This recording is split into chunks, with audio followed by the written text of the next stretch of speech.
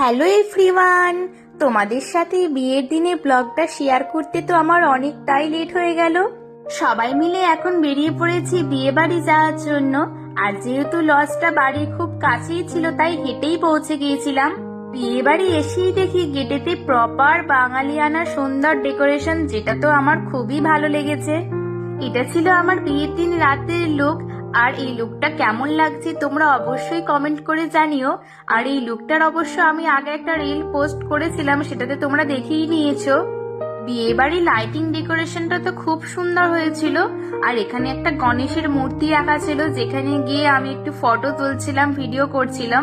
আর চারিদিকটা এত সুন্দর লাইটিং দিয়ে সাজানো, সেটাই দেখছি এখন। আর সবাই মিলে এখন চলে যাচ্ছি ব্রাইডের কাছে। আর এটাই হলো আজকের সুন্দর মিষ্টি ব্রাইড। দেখতে তো খুবই মিষ্টি লাগছিল। ব্রাইডের সাথে দেখা করে চলে এলাম স্টলে। স্টলে হয়েছিল চিকেন রেশমি কাবাব, সেটাই এখন গল্প করতে করতে খাচ্ছি। আর হয়েছিল কফিটা আর খেলাম না, কারণ যেহেতু মকটেলের স্টল ছিল তাই মকটেলের স্টল থেকে একটা নিয়ে নিয়েছিলাম ব্লু লেগন মকটেল, যেটা আমার অল টাইম ফেভারিট। আর মকটেল খাওয়া শেষ করেই খেতে বসে গিয়েছিলাম। আর রাতে মেনুতে কি কি ছিল পরের ভিডিওতে তোমাদের সাথে অবশ্যই শেয়ার করব। বাই।